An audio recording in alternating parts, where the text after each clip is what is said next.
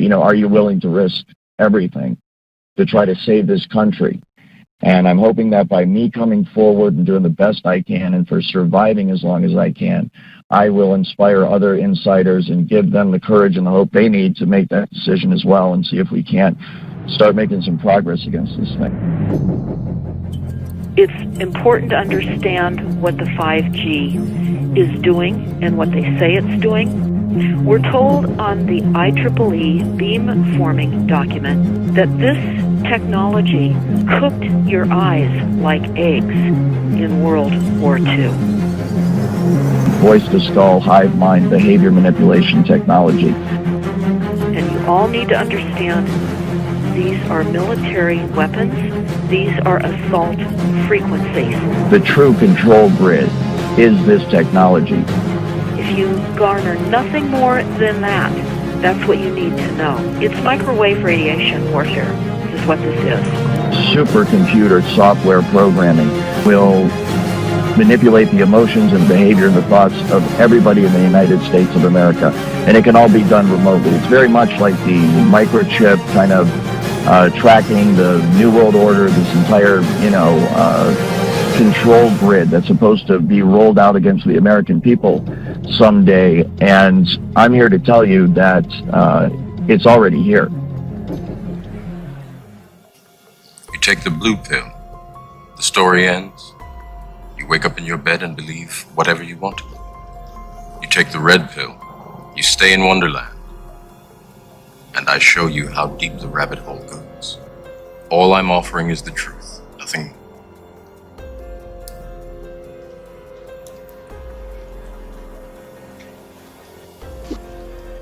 The goal of creating artificial intelligence was for them to become gods, to create a collective mind, a global computer that sees all, sees everything, to create an all-seeing eye. In 2007, the Register reported that the Pentagon was developing a parallel to planet Earth with billions of individual nodes to reflect every man, woman, and child on the planet, blurring the lines between reality and artificial reality. It is called the Sentient World Simulation, a neural network with massive computing power. We're all collectively programming the AI, and and Google plus all the humans that connect to it are one giant cybernetic collective, where we're all sort of plugged in as like nodes on the network, like leaves on a big tree. And we're actually building a computer that has real neurons in real time that's also psychically connected to us, that are organic creatures, a human mass-machine interface, dial it into all the other machines and computers, and have a lifetime model of the world hooked into GPS everything, the Internet of Things, to then be able to predict the future and then be able to control the future. We have to embody all our data and all our knowledge into a working model. It's like a Noah's Ark, it's like an archive. So the way we're going to do that is to build a kind of Microsoft for the brain, or Google for the brain, where we're going to bring all the information that we have ever accumulated on the brain and bring it, upload it into this environment, organize it, and then we're going to develop algorithms that connect all of this data. We'll be able to start exploring and get inside the brain. You see, today I cannot get inside your brain to see how it works. I can measure it from the outside, but I can't get inside and look at what you see. But with this, you'll be able to step inside a brain and look at how it builds a world. The brain creates, builds a version of the universe and projects this version of the universe like a bubble all around us. We want to be able to use those parallel universes to compute things that then come back and affect us and answer questions in ours. We want to grab those parallel realities from this abstract space in which they live and crunch them down into this chip. And you start thinking about us being the qubits in some massive giant quantum computing simulation. It's almost as if they're either trying to harness or to recreate what is commonly referred to as a collective consciousness. And in conventional computing, in software, these things are often called neural nets. We have a hardware version up in our head. It's called our brain. The chips that we build are architected like neural nets. There are hardware versions of neural nets. They can literally plug you into the internet, which is just to give you a very simple way of understanding that. And what that scientist there is describing now is the hive mind. Now, if people think this is somehow sci-fi or conspiracy theory, they're absolutely wrong, and they're way behind this, because this is here now. It's been done. It's been done in experiments, and it's been proven to work. And this is the technology. This is the first phase of technology that's going to come after the kind of AI goggles, you know, the kind of Google virtual world stuff. After that is coming this stuff, and this is going to come in a lot sooner than you think. And quite frankly, it terrifies me. Everything connected to the internet will be connected to the mirror world, and anything connected to the mirror world will see and be seen by everything else in this interconnected environment. This was a white paper put out by Purdue University in 2006, and the Sentient World Simulation, SWS, went live in 2007, which represents every person on the planet within this computer matrix as a node, and every node is given an avatar, an identifier. And that is real-time, 24/7 monitoring of every person on the planet. What does it take to actually lock onto a target? Do they have to decode somebody's energy signature? How exactly does that work? Yeah, you're asking great questions, and I gotta be careful what I say, but the person's brain print, their particular energy signature, just like a thumbprint or something like that, needs to be collected before the long process of retraining the brain to listen to a computer. The way it works is a device broadcasts a radio frequency, let's say at an individual, and that radio frequency will hook up with the resonant frequency of the individual's mind or body, or in this case, DNA. And they do this by contracting with labs like LabCorp, Quest Diagnostics, etc., who provide lab services for employers who are doing massive amounts of drug tests and blood tests, and also the involvement of sperm banks was mentioned in some of the information I saw working for my company. These are perfect ways to acquire an individual's DNA, build a DNA profile on them, and then this information, the DNA of the individual, is used to determine the resonant frequency of the DNA itself.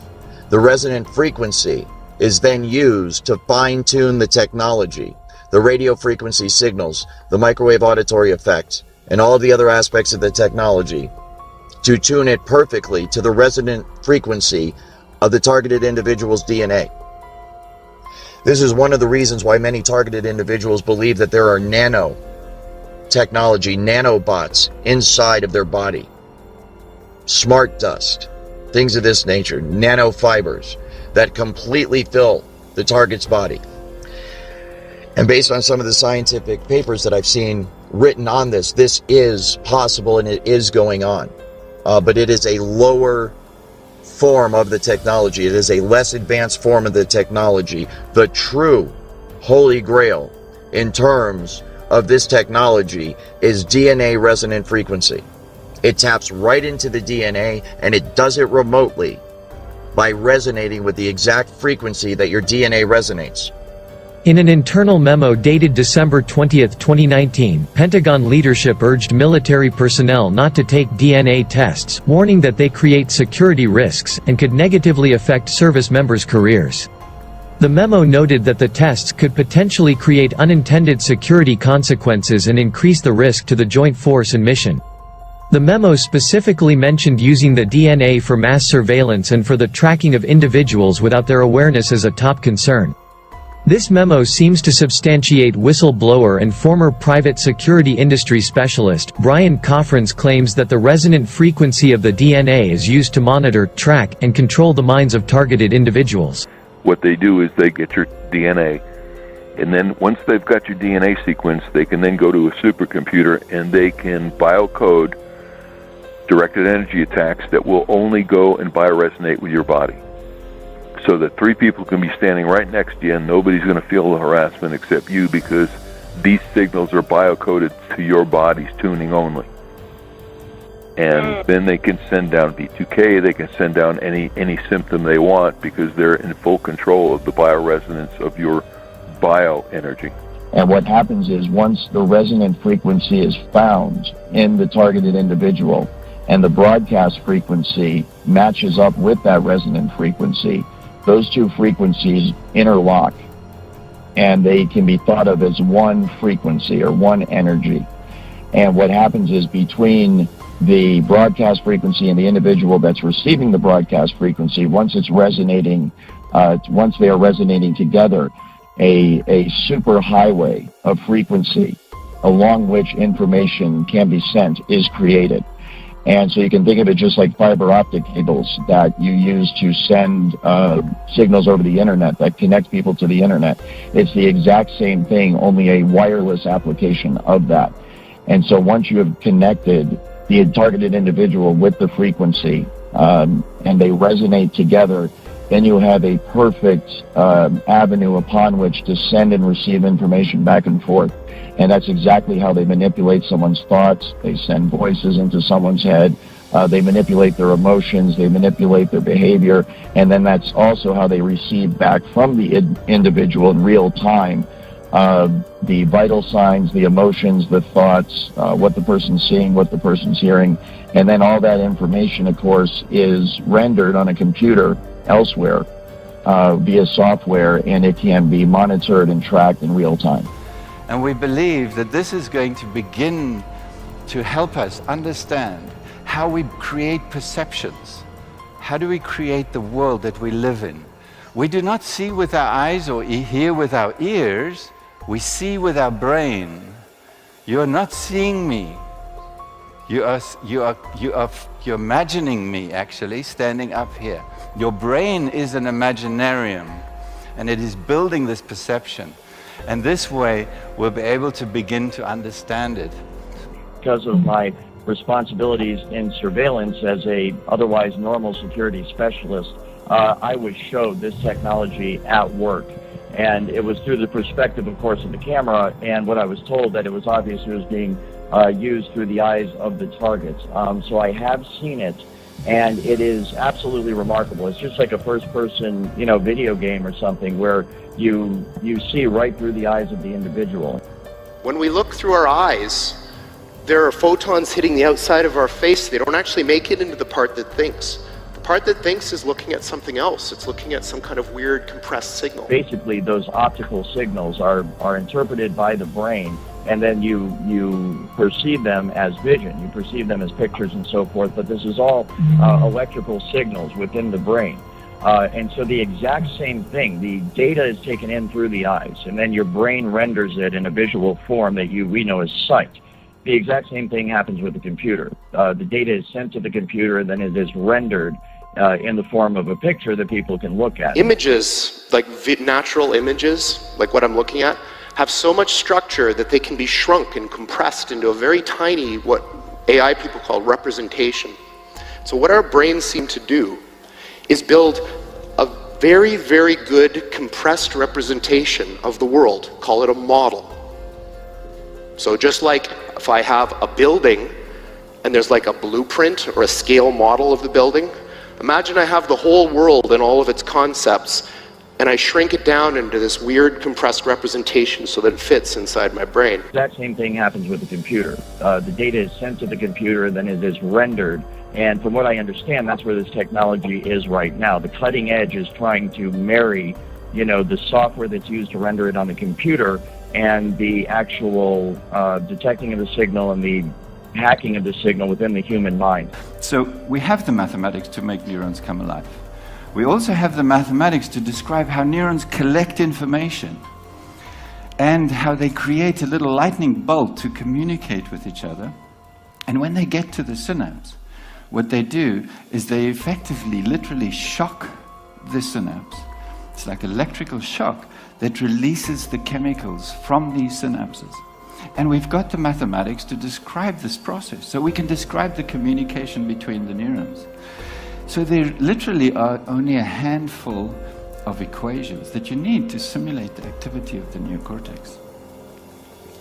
So you can think of the neocortex actually as a massive grand piano, million-key grand piano.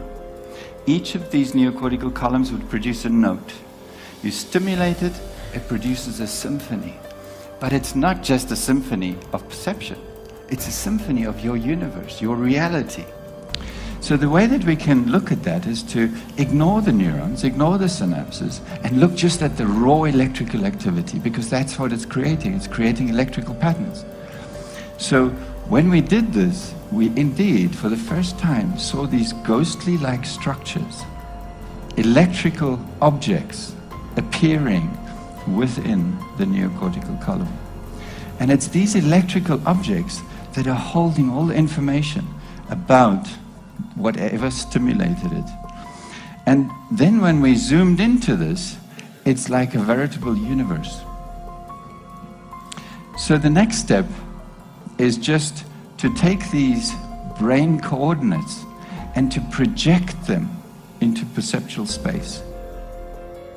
It can literally stop your own thoughts from happening and replace them with other thoughts by sending thoughts to your head. And it's so sophisticated that you cannot tell where these thoughts are coming from. There's no way to discern that they're coming from somewhere other than your own mind. So you can imagine how bad this would be for people that don't even realize this technology exists.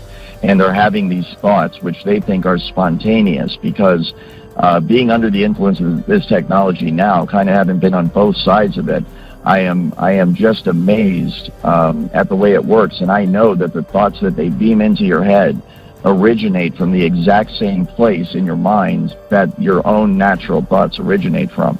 So if I didn't know I was under the influence of this technology, then I would have no idea that anyone was influencing my thoughts at all. And that's exactly what it can be used for. It can be used to sway people in terms of their opinion, to make them go along with a certain agenda. It can be used to turn groups of people or individuals against each other for whatever purpose. The entire point of this social engineering program that has been researched and developed for decades now, the full intent within the program, everything that's planned going forward, the day-to-day attitude of all the people, is that this program is going to be rolled out nationwide, and it will become the norm. Every man, woman, and child in America will be under the influence of this technology. And as you can see going forward, what's going to happen is a dividing line is going to be drawn in America. And it's not going to be Democrat or Republican or black and white, rich, poor, Jew, Gentile, religious differences, whatever it is. It's going to be based on who is on the right and the wrong side of this technology, who is on the right and the wrong side of this program. And so if you are not a part of this program, then there is a very real risk that you are going to become a full-blown 24/7 targeted individual. And this technology at that point, when it is nationwide, will be used by automated supercomputer software programming that will manipulate the emotions and the behavior and the thoughts of everybody in the United States of America. And it can all be done remotely. It's very much like the microchip kind of tracking the New World Order, this entire, control grid that's supposed to be rolled out against the American people someday. And I'm here to tell you that it's already here. There isn't going to come a day where there's troops in the streets and tanks rolling down your neighborhood and riot gear and all this stuff. We might have isolated incidents like that. It might get like that every once in a while, but the true control grid is this technology, voice-to-skull, hive mind, behavior manipulation technology. And it can all be done remotely. It can be done simply by targeting you with the frequency, locking into the resonant frequency of your DNA and your mind, and in that manner completely track and trace and control you.